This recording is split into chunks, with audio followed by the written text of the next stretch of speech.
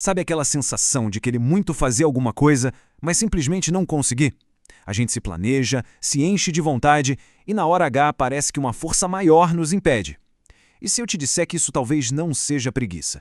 E se for na verdade um sinal de que a gente está só um pouco perdido? É sobre isso que a gente vai conversar hoje. Essa cena é um clássico, né? A gente vai dormir com a certeza de que o dia seguinte vai ser super produtivo. Mas aí o despertador toca e toda aquela determinação some. Sair da cama vira uma missão impossível. Ou, sei lá, talvez o desafio seja sentar na frente do computador e encarar aquela página em branco, com o cursor piscando enquanto a lista de tarefas grita na sua cabeça. A energia para começar simplesmente não vem. E é aqui que a gente chega no ponto central. Esse sentimento não é uma falha de caráter, não é falta de vontade. É um sintoma, um sinal de que talvez a gente esteja desconectado de alguma coisa importante, ou sobrecarregado por um mundo de estímulos e expectativas que, vamos combinar, é bem difícil de navegar. Para a gente entender por que se sente assim, o primeiro passo é dar uma olhada na química do nosso cérebro. Pensa que a gente tem uma espécie de bússola interna, que nos aponta a direção. O problema é que, às vezes, essa bússola dá uma desregulada. Vamos entender o porquê. A gente ouve muito falar que dopamina é a molécula do prazer, né? Mas a verdade é que o papel principal dela é a motivação. Tem um estudo bem interessante sobre isso. Um animal com o sistema de dopamina afetado não se movia para buscar comida, mesmo querendo. Faltava o quê? O impulso, o gás para ir atrás da recompensa. Agora, segura essa informação, porque ela é a chave de tudo. Uma das descobertas mais incríveis da neurociência, muito bem explicada pela doutora Anna Lembke, é que as áreas do cérebro que processam prazer e dor funcionam como se fossem os dois pratos de uma balança. Pensa só, quando a gente busca um prazer fácil e rápido, tipo ficar rolando feed sem parar, comer aquele fast food ou maratonar uma série inteira, a balança pende com tudo pro lado do prazer. Só que o nosso cérebro é esperto, ele quer equilíbrio, então o que ele faz? Joga um peso no outro prato, o da dor. É por isso que logo depois daquele pico de prazer, muitas vezes vem uma sensação de vazio, ansiedade ou falta de motivação. E aqui vem a parte mais interessante, que parece até contraintuitiva. Se a gente escolhe fazer algo difícil de propósito, algo que bota um pezinho no lado da dor primeiro, como se exercitar, estudar, criar algo, o cérebro, para compensar, joga um peso enorme para o lado do prazer. O resultado? Uma dopamina muito mais duradoura e satisfatória. É o prazer da conquista. Ok, já entendemos um pouco do mapa químico do cérebro, mas não é só isso, né?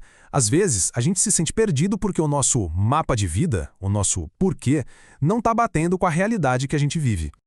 Olha só que forte essa frase do Viktor Frankl, que era um psiquiatra que sobreviveu aos campos de concentração. O que ele quer dizer é que, na maioria das vezes, o que nos paralisa não são os problemas em si, mas a sensação de que nada daquilo faz sentido. É a falta de uma direção clara. Desde pequenos, a gente recebe uma espécie de receita de bolo do que é ter sucesso na vida. E muita gente segue essa receita à risca. Mas aí, mesmo depois de marcar todos os itens da lista, a pessoa se olha no espelho e sente um vazio. Se sentir perdido muitas vezes é um sinal de alerta de que o caminho que a gente está seguindo não tem nada a ver com quem a gente é de verdade. Então, essa sensação de estar meio travado, de não sair do lugar, pode ser, na verdade, um convite. Um convite para a gente pausar a correria e olhar para dentro, se perguntar o que de verdade importa para mim. Descobrir esses valores é como construir a sua própria bússola, uma que aponta para o norte que faz sentido para você. Beleza? A gente já explorou o diagnóstico, o porquê de a gente se sentir assim. Agora vem a parte boa, a solução. Um plano prático, um roteiro para a gente sair desse lugar de se sentir perdido e aos poucos retomar as rédeas. A gente pode pensar nesse caminho de volta em 3 passos bem diretos. Primeiro, a gente precisa reequilibrar a química do nosso cérebro. Depois, se reconectar com o corpo e com a mente. E por último, um passo que talvez seja o mais poderoso de todos, mudar o jeito como a gente enxerga o esforço e os desafios. O primeiro passo é basicamente virar o jogo do consumo. Em vez de deixar os algoritmos decidirem o que a gente vai ver, a gente pode escolher ativamente aprender algo novo. E mais importante ainda, a gente pode deixar de ser só consumidor para virar também criador. Escrever, desenhar, cozinhar, qualquer coisa que exige esforço e que no final te dê aquela dopamina da conquista, sabe? O segundo passo é sobre corpo e mente. Se mexer é uma das formas mais eficientes de hackear aquela balança do prazer e da dor. E não precisa virar atleta, é só achar algo que seja bom para você. Junto com isso, práticas como escrever um diário ou simplesmente ficar um tempo em silêncio ajudam a gente a abaixar o volume do mundo lá fora para finalmente conseguir ouvir nossa própria voz. E o terceiro passo é todo sobre a nossa cabeça. A pesquisadora Carol Dweck fala que existem basicamente duas mentalidades. A fixa é a que acredita que ou você nasce bom em algo ou não. Já a de crescimento entende que a gente pode aprender e melhorar qualquer coisa com esforço.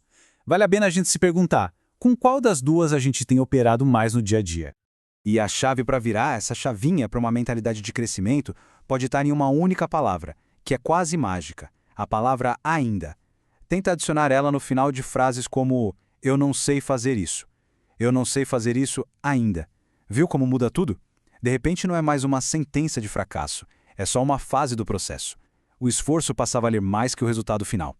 Bom, e para a gente fechar, que tal a gente tentar olhar para essa experiência toda de um jeito completamente novo? E se estar perdido não for um defeito, um problema a ser consertado, mas sim uma oportunidade, talvez até uma chance de ouro? E essa talvez seja a ideia mais poderosa de todas. Esse tempo de incerteza, por mais desconfortável que seja, muitas vezes é exatamente o que a gente precisa para uma grande mudança acontecer. É o espaço necessário para que novas portas e novos caminhos possam aparecer na nossa frente. A gente pode pensar nesse período como se fosse o inverno da nossa vida. Não é um fim, é só um tempo de recolhimento, de reflexão, um tempo para que velhos hábitos que já não servem mais possam ir embora e dar espaço para que algo novo possa brotar na primavera. É um chamado para encontrar um caminho que seja, sabe, a nossa cara. E a gente termina com essa pergunta da poeta Mary Oliver. Ela não exige uma resposta pronta, na ponta da língua. É mais um convite para a gente começar essa jornada de descoberta. Porque no fim das contas, estar perdido não é o fim da história. É a chance de começar a escrever um capítulo completamente novo.